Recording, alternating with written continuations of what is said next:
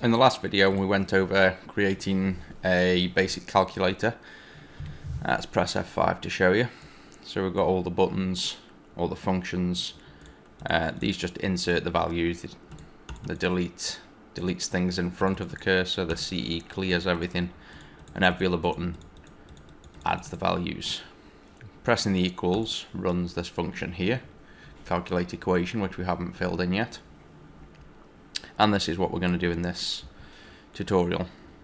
There's quite a lot to go through, so we're creating a very advanced parser, something that converts this string that you type in into a mathematical equation that it completely works out, resolves, and outputs into this label here. So you don't need to fully understand how the calculator works, because it's going to be quite complicated and over most of people's heads. The point of this is more about learning these skills in C#. So in this tutorial, or potentially split over multiple depending on how long this takes, you're going to learn about enums, enumerators, creating new classes in new files instead of just in this file. Recursive functions, that's functions that call themselves, and then switch statements.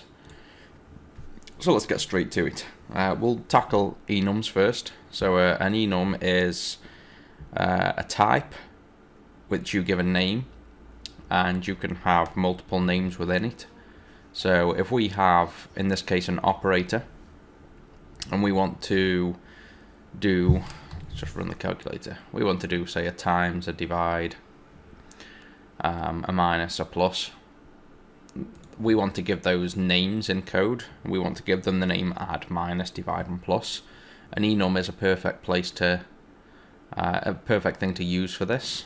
So start by creating a new file. So go over to the right hand side, right click your project, add, and then class at the bottom. I mean, it's not going to be a class, but a class is just it's just going to create a code file with a blank class in, so that's fine. Let's call it, I always call code files, I try to keep each code file having a single class or a type or an interface within it. So you'll have lots of different files, but that makes it really easy to find what you're looking for. So if you know you've got an enum that we're going to call operation type, you can look in this right hand pane for operation type. So let's call this operation type and press enter, and you can see it's created this default. Let's create a file over here firstly called operation type. It's added it to the namespace, which by default, if you right click on your project and click properties, this default namespace here is what gets filled out when you create new classes. So it's added the default namespace, which if we go to the program also matches, which means that we can find this, whatever's in this code file, directly in this file, which is what we want, well, as well as in this form file. It's got the same basic calculator namespace. And then it's gone ahead and created a class for us with that name, which is not what we want. We want an enumerator. So first let's make this public so that it can be accessible. And you type enum instead of class. And this creates an enumerator. So this is the type, the name of the enumerator. And then the enumerator inside the curly brackets can have values separated by a comma. So we'll do add, minus, divide, and multiply.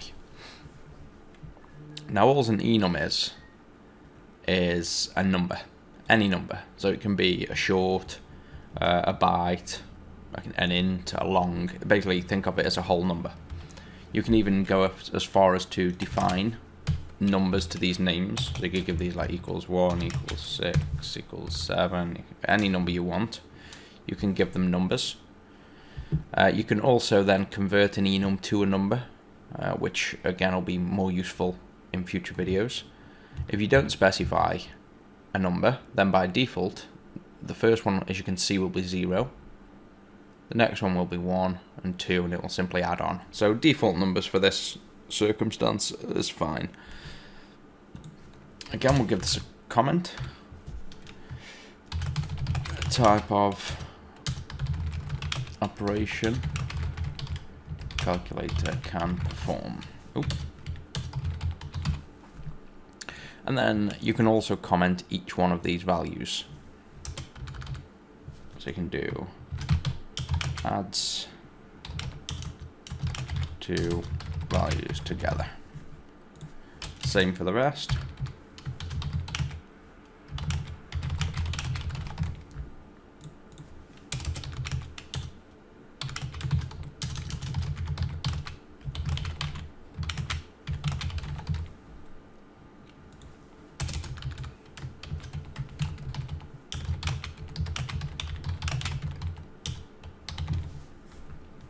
And there you go, that's our fully commented enumerator.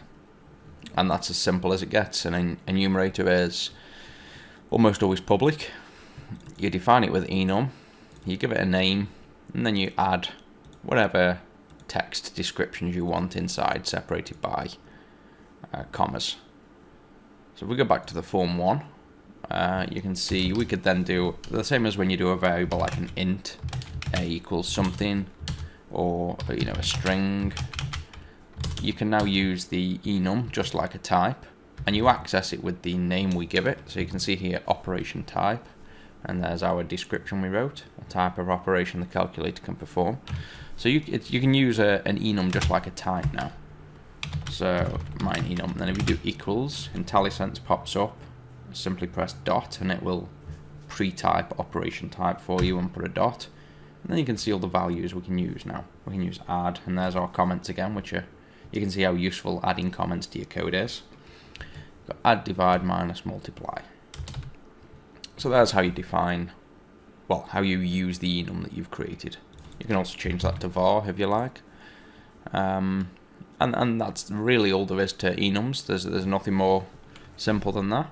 Say you wanted this enum to be a number for whatever reason, you can simply cast, like so, by putting parentheses before it and the type inside. This is an explicit cast. And you can see now my enum is an integer, and it will be the integer 3. So we'll use this, hopefully in this video, it might be in the next one, and we'll use this to keep track of operations. So we've covered enums, we've also covered new class files, because by class files I simply mean segregating things into separate files, into code files. We'll go ahead and create one more, which I know in advance we'll need, which is an actual operation. So if we just press F5, you imagine we write a statement 5 plus 4 divided by 2 times 4. Every time we hit this operation, or this operator here, the left and the right side is an operation in itself. So you have to perform this operation firstly. You have to do 2 times 4, which will give you 8. And then this will boil down to 5 plus 4 divided by 8. And then similarly, this is then an operation that needs to be performed, which is 4 divided by 8, which will give 0.5. And then you've also got this as an operation. So that's 3 operations we'd have to perform to work out our entire equation. So we need a class to hold the information regarding an operator, an operation, which you can think of as it's got a left side, it's got a right side, and it's got an operation of doing something, the plus, the minus, the divide, or the times. So let's go ahead and create another class over here. We'll call this operation. This is actually the correct name and the correct type for once. We just want to make it public. So it's a public class and it's called an operation. And we'll say holds information about a single calculator operation. This will need some public properties. So we want a string because what we're typing in the calculator is purely a string. It's not numbers yet or anything known. We have to parse that into something known. We'll literally call it left side, get and set. So these are basic public properties which we've covered in previous tutorials. Give a comment, the left side of the operation. Then similarly we want a right side,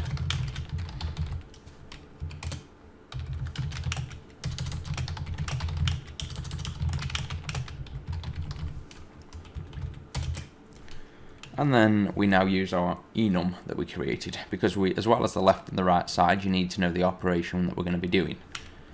So it's still a public property, but this time the type is the enum that we created, the operation type.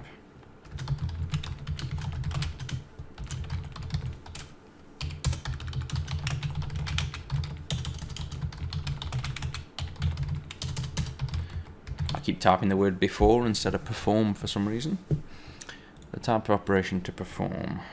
And then I'm trying to think ahead here. I believe we may or may not need an inner operation for when we're grouping things together, when you've got like parentheses grouping sub operations and things. So we might not use this yet. We haven't made this program yet, so I'm trying to just think ahead. But we can easily remove this after. But let's add inner operation. And to be honest, I'm still not sure what the comment should be.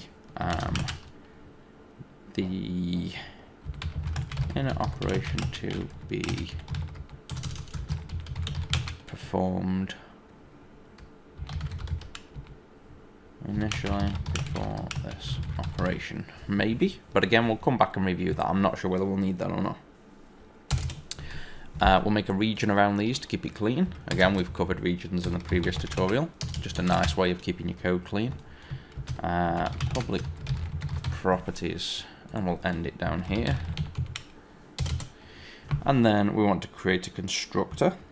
So when you create a new operation, by default we want to set these strings to empty strings instead of nulls. That'll just help us as we're going through the logic, that we don't have to do null checks. We can be assured that they're not null by creating blank strings. So you can create a constructor by typing the word public and then no return type, so you don't type void or int or anything else, and then just the name of the class operation, open close parentheses, because we don't want to accept any parameters, and that creates the function. Now there is a shortcut to doing constructors, so let's delete that. Simply type ctor and then tab twice, and that will do exactly the same thing. So I always use ctor double tab to quickly create the constructor. Just minimize this region. Let's put a region around this, and we'll call it constructor. And then in here we want to do this dot left side is an empty string, and this dot right side is an empty string.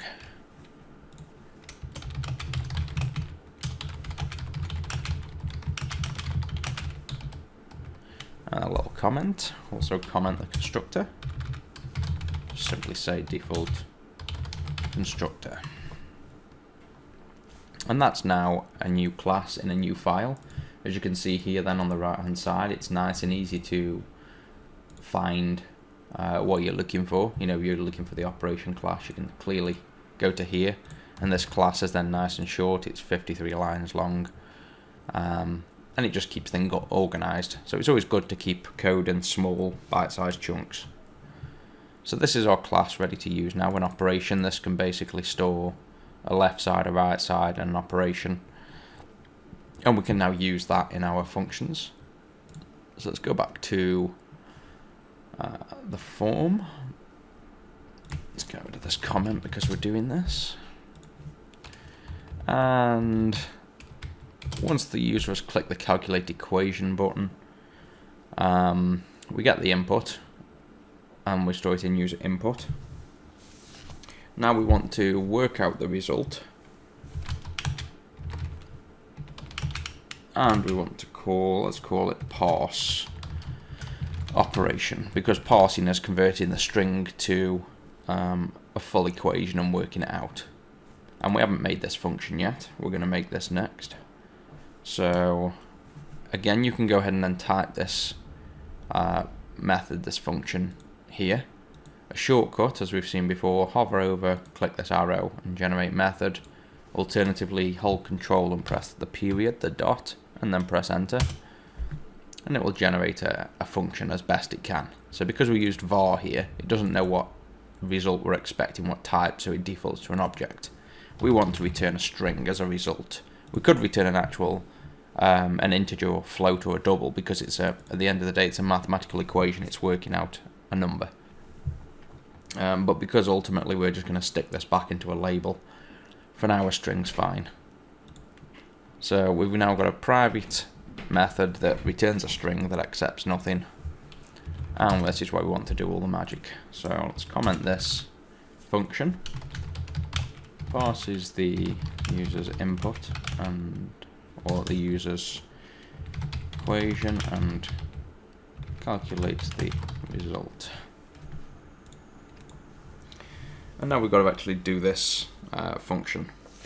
So this is going to be a really big task. There's a lot to go through here and a lot to think about. The way we're going to handle the failed attempts, because you can have a lot of say invalid equations the user can type, or do something wrong. You can type an invalid 0 divided by 0, or you can just type the word hello. They just can't be calculated. Because there's a lot of instances in the whole operation that can happen, at any stage of the operation. The quickest and simplest way to handle that logic, to escape out of sort of your ifs and elses and switches or whatever else you're doing in this long operation, instead of trying to constantly say, if this is invalid, then return this, if that's invalid, return that, we're simply going to use exceptions. And this also helps us with exceptions that get thrown when we calculate things like 0 divided by 0, or a number divided by 0. We'll then throw an exception anyway in C#. So by making use of exceptions and simply catching all exceptions, which is when something's failed, we can then output we can return a string, a generic message that states the exception, something that's gone wrong. So to do that, it's called a try-catch. Inside this try, inside the curly brackets, any code that throws an exception, so we did throw new argument null exception, something as null. And then inside this catch, which comes afterwards, similar to like an if and an else, where you'd put if there and then else here, a try happens, and if anything inside this block throws an exception, this catch function is called. It looks similar to a method, a function, because you have parentheses after the word catch, and you can actually have parameters, in this case just an exception. So this is just how a try-catch looks. You don't need to throw here, this is where your code goes, this section here. But you have a try with curly brackets, your code goes in here, then you have a catch, and you open up a parentheses, you put exception, and then just name the exception, give it a variable name that you can then access in here. And the way this works is if this code runs and nothing goes wrong, this never gets run. However, if this runs and something throws, then it jumps into here, and the exception, in this case the argument null exception, will be this exception. It gets passed in as like an argument. So then we run custom code here. So what we want to do is we want to try and parse this operation. If we fail, we want to output the reason for the failure, the exception message. So in this case we return a string. So we'll do a simple case of return, and then we'll make a string, and we'll say invalid equation dot, and then we'll use the curly brackets and we'll output ex.message. So that's going to output the message. In this case here we've passed in a message. If you open the parentheses, you can see a param name, the name of the parameter that caused the exception. So basically whenever you create an exception, usually what you pass in becomes the message or part of the message. So we'll simply output whatever the exception is, the basic message, the information that describes the current exception. That's interesting how it's not complaining that, it's detected. I was going to say this should be complaining that not all code paths return a value, because this might do something, but because C#'s intelligent enough to see this never will go past here because it always throws, it's not complaining. So if we got rid of that, you'll see what I mean. This should update, there we go. Not all code paths return a value. So it's figured out that this function could run this perfectly fine, and then there's nothing being returned, there's no string. So for now, let's just test this actually works, this parse operation, which should do nothing but throw an argument null exception and return the string, which should then be stored in this result. And let's change this to output to the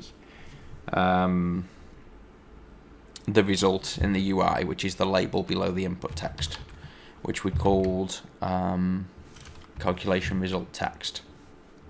And that's the actual label. And then we want to set the text of the label. So we want to set the text of the label to the result of the parse operation, which right now should be the text invalid equation, and then probably something like argument null exception, something is null. So let's press F5 and let's see if this works. So here's the label we're talking about, please enter an equation, and that's what this calculation result text is. So we're going to change this text to whatever this does. So we click equals to run this function. And you can see equation invalid, value cannot be null. And you can see these little dots below the label. That's because it's a multi-line string. So if we put a breakpoint here just after this is run, and we run it again, you'll see the text has actually got a /r/n, which is a new line, and then it's saying parameter name something as null. So we've got a slight issue there where the label on the UI, so we open the form by double clicking the form, this label is not multi-line. So this is just a sort of a quick dirty fix. It certainly wouldn't be used in production. You'd make this expandable in some way or scrollable, but for now let's just expand it like that. Press F5 and run, and there you can see we get a little bit more information about the message. So that's good. That means that if something were to go wrong, we're going to see the information here. The user's going to be aware. So let's click stop, let's go back, and now we need to actually start the operation. We need to start doing things. So now you can see the whole operation is wrapped in a try catch. That means if anything goes wrong that we figure out in our code shouldn't happen, we can simply throw an exception and we can then be assured it's going to be output to the user. So let's get started with this function.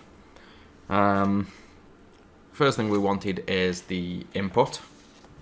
So actually you'll notice I didn't bother passing in a string here, parse operation. And this user input's sort of pointless because we can access this inside our function anyway. So let's just cut this, let's move this, and place it inside our parse operation function. So we've started by getting the user input. So let's comment that. Get the user's equation input. That's nice and simple. Now, one thing I'd suggest to do, which is not always going to result in, let's just return string.empty for the moment so I can run this. Press F5. So let's say the user types 5 space plus space 4. Now that's a perfectly valid equation. There's spaces that we should just ignore. And this is also helpful when people copy and paste things, like say they were copy and pasting from the internet, they had a plus, or for any other reason. We just want to remove them spaces.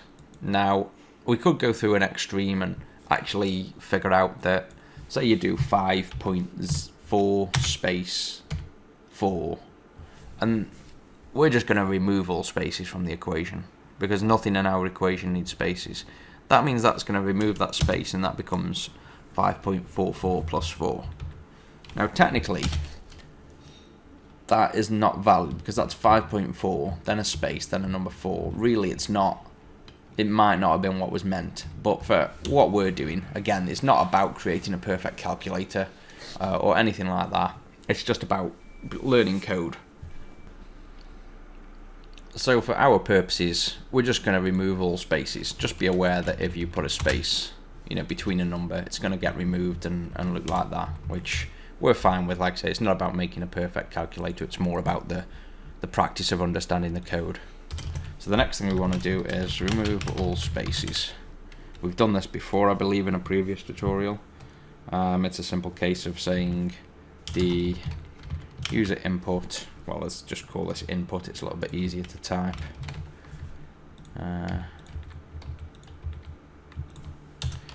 Input equals input dot remove. Sorry, dot replace. No, hang on. I think I was right. Yeah, replace. We want to replace a space with an empty string. And that will remove all of the spaces.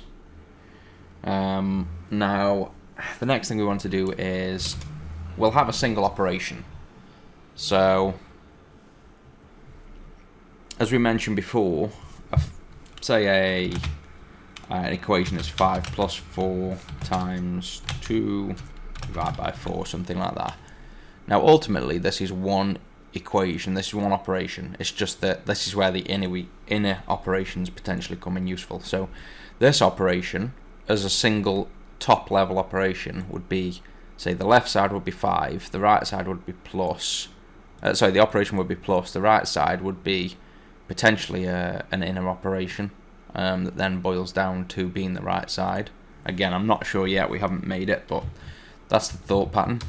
So firstly we want a operation variable, which is just a new operation.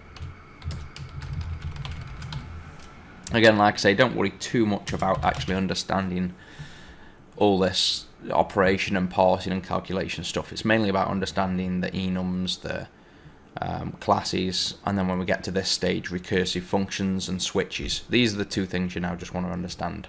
So you're working through this, it's great if you understand it, but honestly the only thing you're trying to take from this lesson is to learn these two things here, what a recursive function is and what a switch does.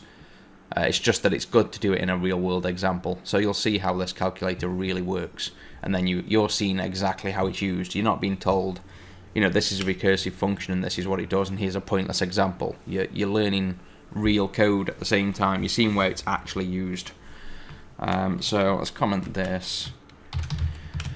New top level operation. Now again, I'm making this up as I go, but I believe we'll need, like, say, a flag, a boolean, that keeps track of whether we are on the left side or the right side of the current operation, as we're working our way through a string of, again, let's say 5 plus 4 times 2 divided by 4, something like that. As we start this side, which again we may want to go backwards, but we'll start this side. You're on the left side by default, you haven't hit any operator yet, so you're going to sort of figure this information out. So say 5.23, you're going to start here.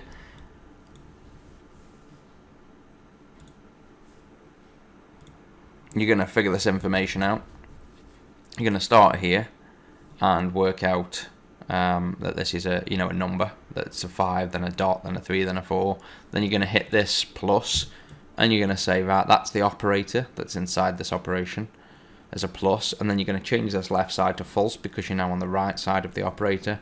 You're then going to try and figure out the next number, and then you're going to hit this times, say, and you're now going to, at this stage, you're going to want to work out this previous equation because you've now got the left side and the right side on the operator. You can go ahead and resolve this equation and add these two together, and then this becomes the new left side of the operation. And then the times is then the new operator, and the right side you start to parse through. Again, don't worry about all that as such, that's just generally what we're going to be doing, so you can try and follow along a little bit. And to be honest, we probably won't get to the point of making this a complete functional calculator that handles order priority and parentheses and all the other types of things, because it is fairly complicated and it's sort of pointless at this stage. But we'll take it far enough that you can see and understand recursive functions and switches and at least the calculator doing something useful. So as mentioned, we're going to work our way through the string, the input, from left to right and parse it character by character. So that actually you're going to be learning for functions as well, for loops rather. So a for loop is, as the name sort of suggests, I should really just leave this on the screen instead of keep typing a random equation. If we do a for, so this is how a for operation looks. You have a for, and then you've got 3 parts to it. So you have to define a value first. So for int, and typically for loops have a variable called I. It's just convention, it's been there for decades, and it's just, you know, the name you usually give inside a for loop is just a single letter I. And then if you do another loop inside, you usually put J and K and things like that. Don't ask me why, it just goes back to, you know, years and years ago when I remember doing this in C and C++. It just is the convention. So the first part of the for loop is where you start. So you have a variable called I, and it starts at 0. Then you do a semicolon to separate the 3 sections of the for loop. The next thing is the conditional check, the thing that says if this part's true, it's going to carry on and keep looping. So it's similar to a while loop. This thing's going to keep looping. So you want to say I is less than the input string that we're going to be working through dot length, so the length of the string. Semicolon again, and the third thing is what happens after each loop. So we're going to do I++, which is short for I equals I plus 1. Just basically add the number. So the number starts at 0, and then while the number is less than the length of the string, it's going to first run this function, what's inside here. Then it's going to come to this third bit and add. So this for loop, you're basically going to hit whatever code we put inside of here. So if we do, just so you can visually see, let's do messagebox.show, and let's just do I. You've probably got to cast that to a string. So we're going to just run this now, and you're going to do, this is going to output a message box to the screen with the number that I currently is. So what it'll do is the input.length, say this was the input, the length of that is 1, 2, 3, 4, 5, 6, 7, however many characters long. It's going to start at 0. It's currently less than the input length, which is greater than 0. That's fine. So then it's going to run this code. So it should output 0. Then it's going to jump to here. It's going to add I up. So it's now going to be 1. It's going to do this check that we're still less than there. And then it's going to run this again. And then it's going to run this. Then it's going to run this. So basically it starts at 0. It runs this check. If that's fine, it runs this, then it goes here, then it runs the check again, then it goes here. So it's basically like a loop that says, while this variable, or rather just while in general this statement is true, run this function, and then once it's finished, once you get to the bottom, do this. So an equivalent way of writing that, well, let's first show you what it does. What this should do is output 0. Then 1, then 2, then 3, and it should do it for as the length of the string. So let's press F5, and let's just run.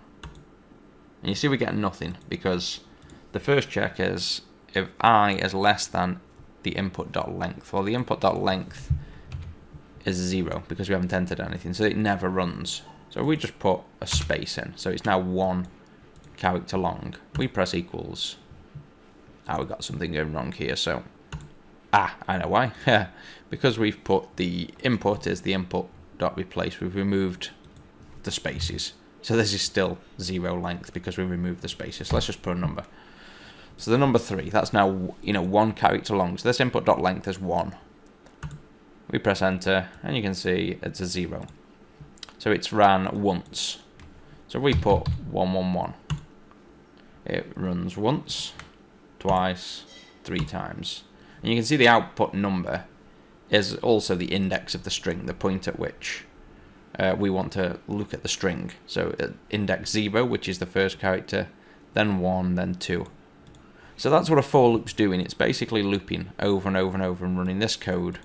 So what we can do inside here now is we can basically query this character and then process something, then this, then process something, then this, until we've reached the end of the equation. To try and understand the for loop better, you can write this exact same thing without a for loop. So you could do something like, let's call it J just because we're using I here, so you can visibly see that. you could do int j equals 0. And then you could do a while loop, which we've done before. So you could do while j, and basically you're doing this exact thing here. While j is less than input.length. And then you could do this message box dot show j, and then we mentioned that once it's finished running this, it then runs this. So we just do that ourselves here, j++, and now this, we just comment this out. This code now is identical to that for loop, and it might be a little easier for you to understand.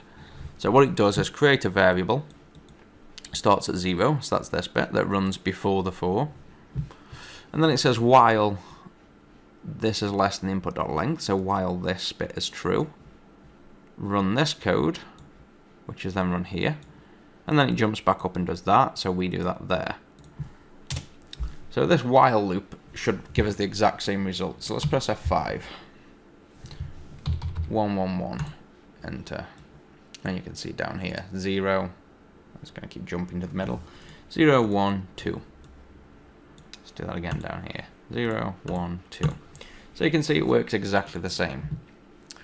So you can use either. It's just very rare that there's no point doing this, because you can see you have to create a variable in line, then you've got a while, then you've got to put this inside your code, your main code loop. It's just a little bit uglier than using a for loop. So a for loop, just think of it as this bit runs, then this is sort of a while this statement is true, it does this, and then it does this. And a for loop is almost exclusively used for looping through an array. It's the most common use of a for loop is you have an array of characters here, you have a string, and you want to loop through them one at a time. You want to go there, there, there, there as you go through. So let's quickly update this message box, and let's output the character one at a time. So that would just be input, and then a square bracket, and then the I number, which is the position. And these square brackets are array accessors. So this means, because the string is an array of characters, you open a square bracket and you're presented with a function, basically. It's not a function, but you can think of it as similar. It's going to return a character, and it's going to accept an index, which we've been through in the previous tutorial on strings. That this wants to know what position inside the string we want to get. So we want to get position 0 initially, which is, say we enter this, it would be 5. And then it'd loop again, and the next position would be this, which would be a dot. Now, we've got this error because we can't output. The message box is expecting a string, and we've got a single character. So fix that with an explicit cast back to a string. Oh no, sorry, you can't do that.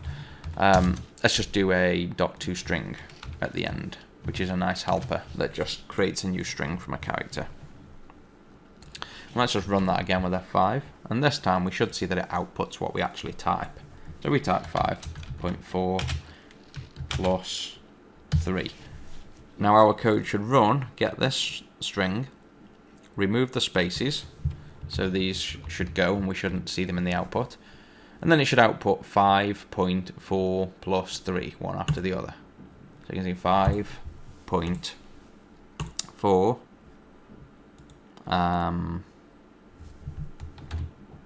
oh, I wondered what I'd done there. I must have clicked behind. 5.4 plus 3. So let's do that again. 5.4 plus 3. So you can see we've now got a loop, a for loop that's going to loop each character of what we've entered in that text box. So that's for loops for you. There's, again, not much more to learn. You'll just realize where you use them and why the more you go. So let's put a comment here. Loop through each character of the input, starting from the left, working to the right. Let's get rid of this temporary message box. And let's just put a quick note that I mentioned. Again, we probably won't go very far with this calculator, but let's just make a note in code, it's good practice, that we're not going to handle order priority. So we'll just say to do, because it's something you might want to do in future. Handle order priority. And then we'll give an example of what we mean there. Because it makes sense now, but it won't in future when you come back to look at it. So we did 4 plus 5 times 3. So it can be anything. This is just a comment. And in this case, should calculate 5 times 3 first, then 4 plus the result. So 4 plus 15. So that's how math works. As I mentioned before, the times and the divide take priority over the plus and the minus if there's no parentheses around. So by default, if you see 3, a set of unparentheses equations, then the operators go in a certain order, and the times and the divide are higher priority than the plus and the minus. Again, makes no difference if you understand that. It's nothing to do with code, it's purely math. But we put a little note here in case you want to continue and finish this calculator and make it completely, usable and finished. You can potentially come back to this once you learn more code and you're comfortable doing this, and this can be sort of your final challenge to try and get this calculator fully functional. So the next thing we want to do, as I mentioned, you're basically trying to extract numbers for the most part. So in an equation, you're trying to get the left side and the right side and the operator to do an equation.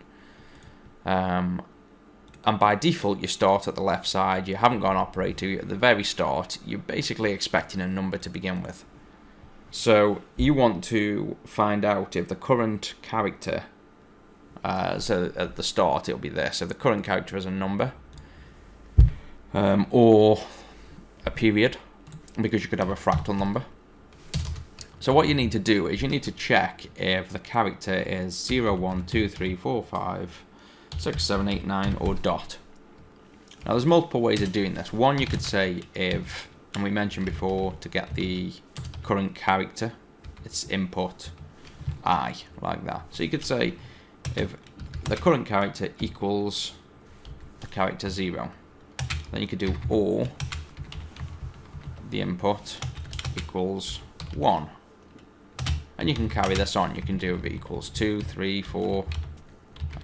We do this 2, 3, 4, 5, 6, 7, 8, 9. You can see how long that if statement's going to get. I mean, that's basically what you need to do. You need to check if this character is this or this or this or this or this. So if it's a number. So the comment is check if the character is a number.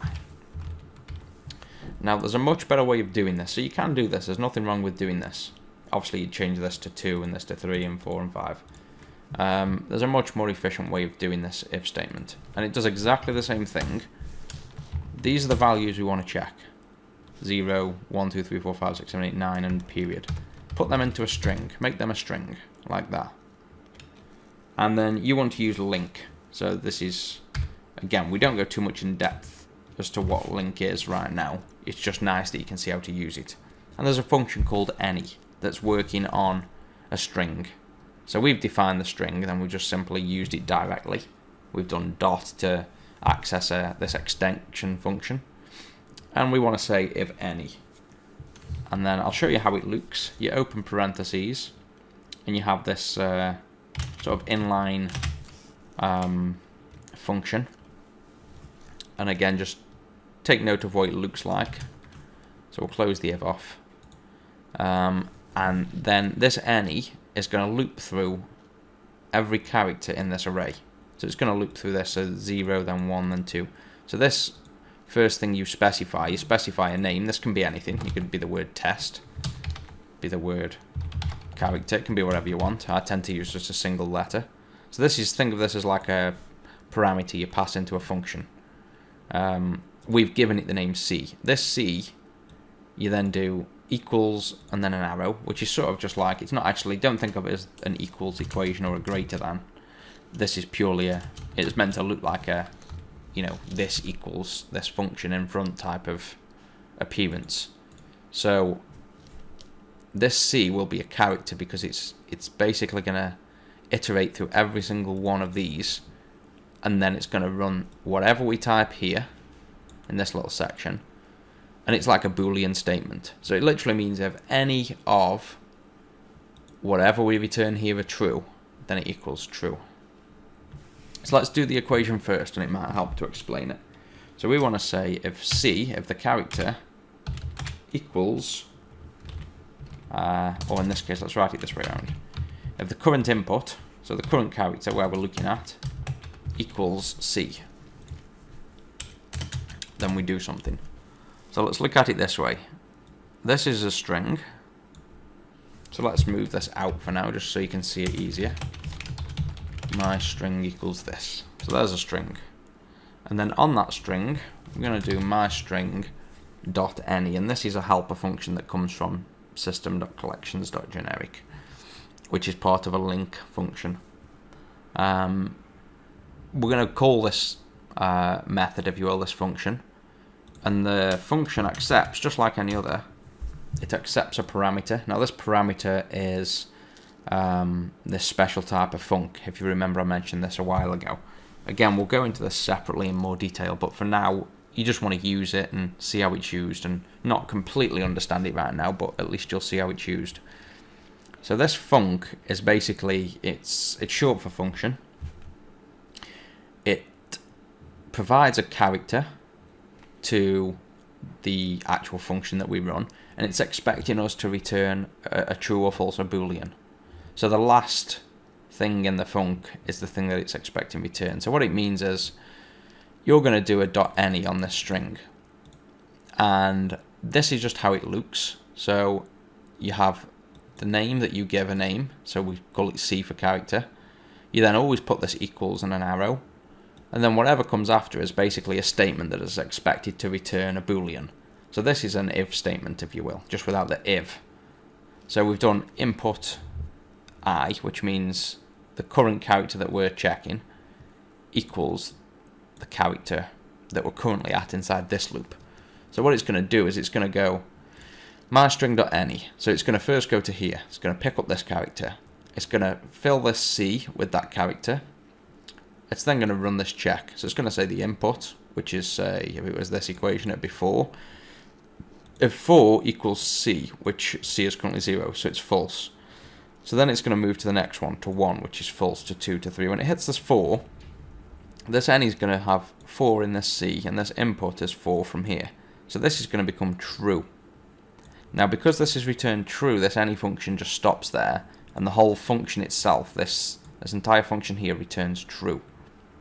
So what that means is then this if statement now, looking at it as what it does and not how it does it, it checks every one of these, and it says if the current number, or the current character rather, out of the string that we're looking at, if it's contained within this group of characters anywhere, then it's going to be true. So it basically says if the input is this or this or this or this or this. So it's exactly the same as this if statement we wrote here. So if input equals 0 or 1 or 2 or 3 or 4. It's just a much nicer, shorter way of writing it. So if we move that back in, and you'll see how the more we code and the more you get used to these things. I like making sort of one-liners, nice, short, simple things, because then it's easy to read as well. When you understand them and you're not confused by all these equals and arrows and brackets and things, you'll soon get used to those the more you use them. Then look how nice this looks compared to the other function.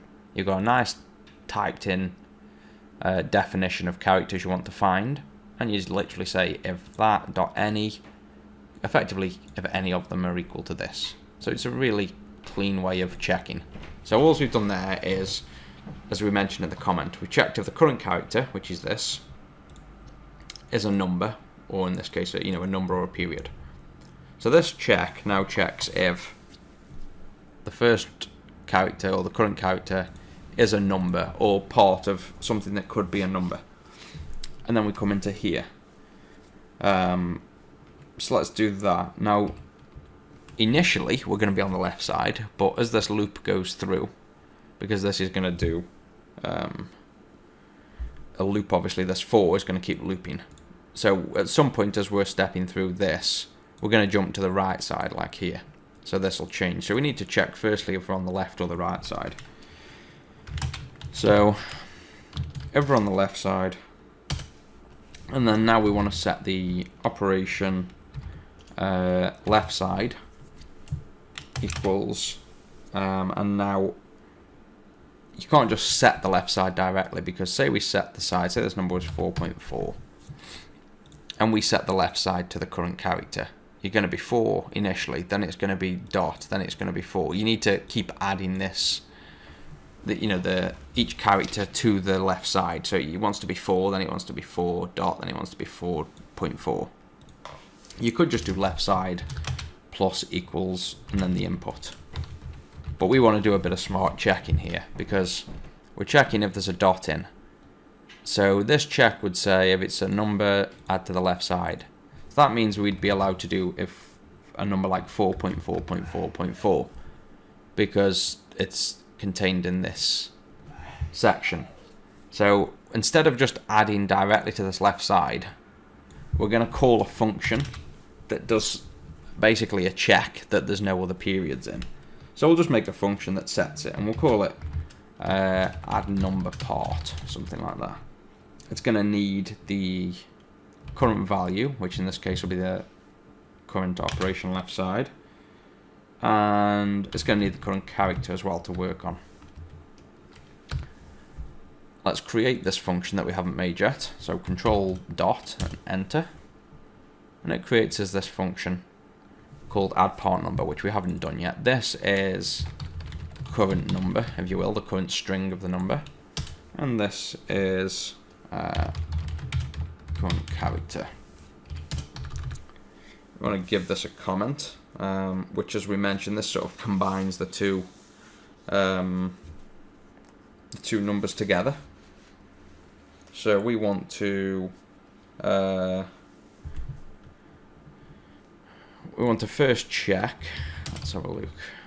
Let's finish this comment first. So let's say attempts to add a new character to the current number, checking for valid characters as it goes, something like that. The parameter current number is the current number string, and the current character, let's call this new character,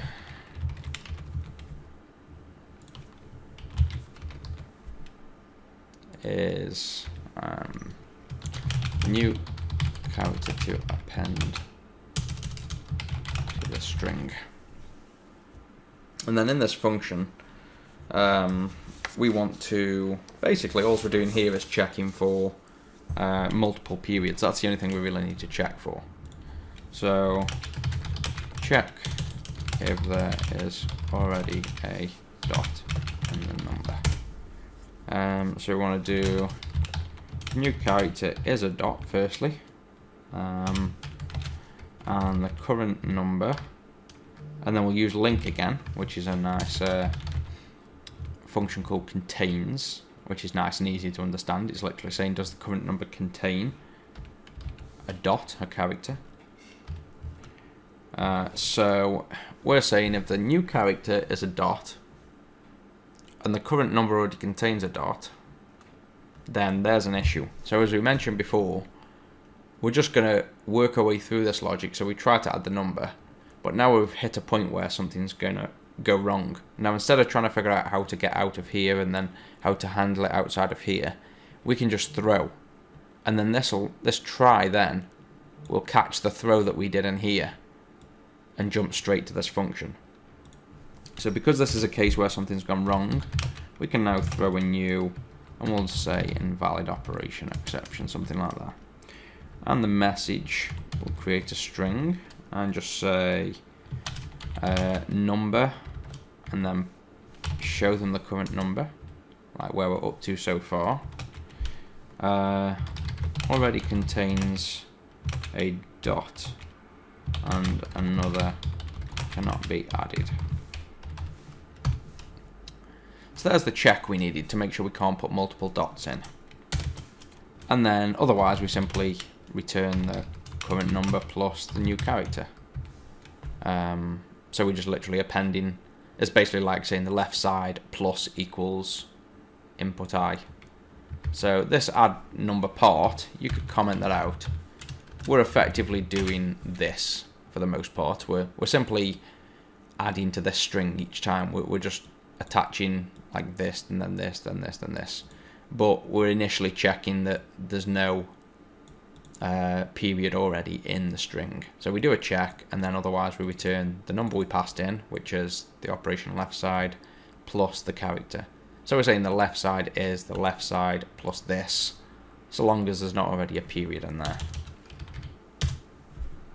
So we can check that basic operation right now, because by default we're going to start off on the left side because this is true, so this will always be true. And then we're just going to loop through the whole thing, and it's going to check just for numbers every time. If it's not a number, it's just going to ignore it right now because we haven't done the else. So press F5, and let's just do, say, 4. This shouldn't be an issue. Do 4 points, and there shouldn't be an issue. 4.4, there shouldn't be an issue. We put another point in, so it's now going to find 4.4 point. You can see there we've got the exception. Invalid equation number 4.4 already contains a dot. So it's nice and explanatory. It's going to help us, well, help the user understand what they've done wrong. So they can quite easily see then, oh, 4.4, oh, there it is, oh yeah, there's an extra dot. So that's now working nicely. We're showing how we're using this throw, and you notice this is in a function, and we've thrown here. Well, this just bubbles up to whatever called the function, this throw. So because this called it, this throw bubbles out to here, and then it keeps going up and up and up and up, and it hits this try.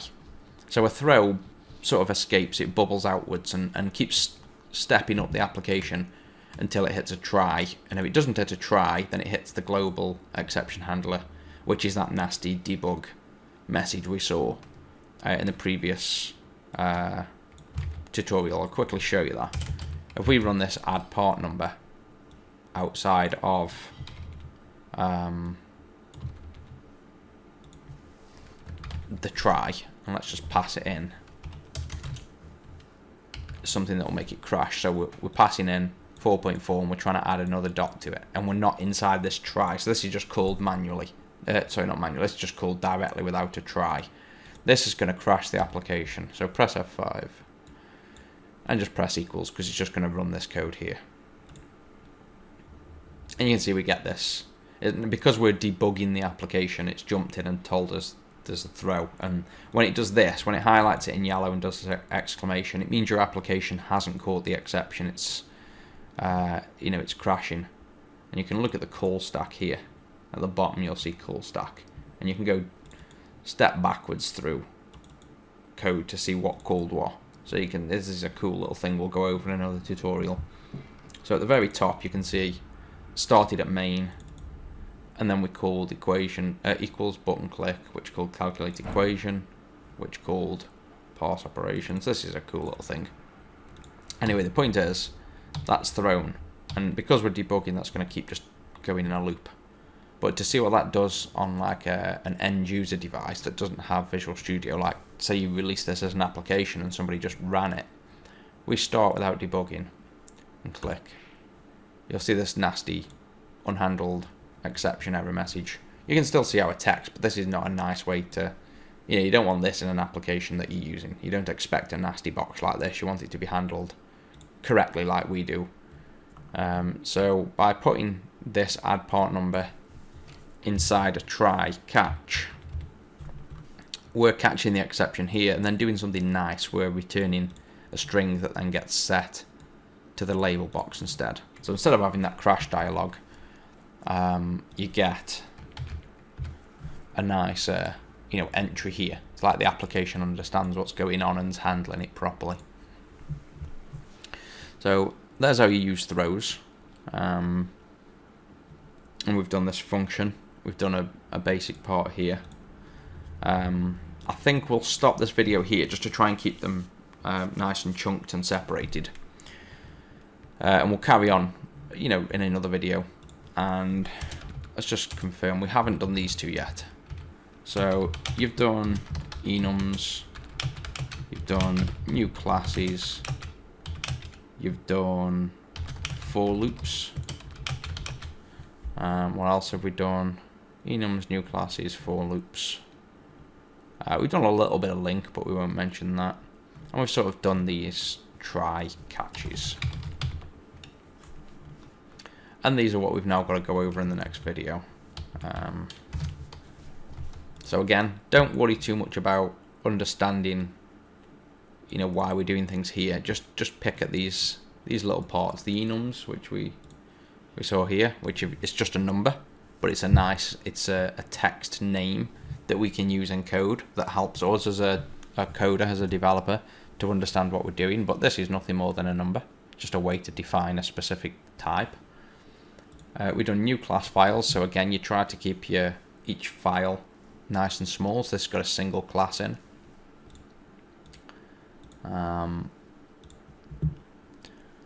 Then we've done a for loop, which we explained doing the for loop this way as well as doing it as a while, so you can understand what's going on, nice and easy.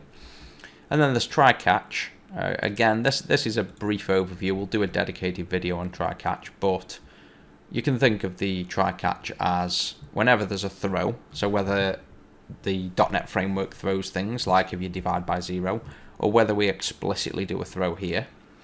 If you do a throw, it's going to step backwards up what's called the call stack. It's going to go whoever called this, which is here. It's going to come back up, and then who called this, so it's going to jump back up to here, and then it's going to find this try. And if you've got a try and the code inside the try there has thrown something, instead of like carrying on up the chain, if you will, to keep going up and eventually crash the application, it instead comes into this catch function and runs this code.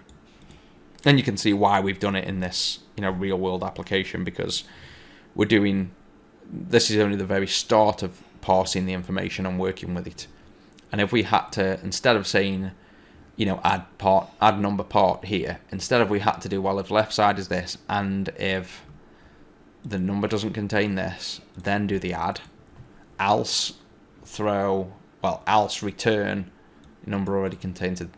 The whole way that we'd have to write this code would become much larger, because instead of just being able to presume, oh, let's just try and do this, and if it fails it goes to here, instead you'd have to handle every scenario where something could go wrong, like directly here, and you'd have to change it to a big if, else, and return statement, and that'd soon get even larger. So using a try catch in this instance and just catching any exception and outputting what went wrong works nicely. So that's again a use of, just a short use, but at least you're getting to see what a try catch is. So we'll stop that video there, and we'll carry on the next video and cover this recursive function and switch statements and get some actual parsing done where we can calculate at least things like 4.5 or 4.2 plus 5.7, get some actual calculator functions going.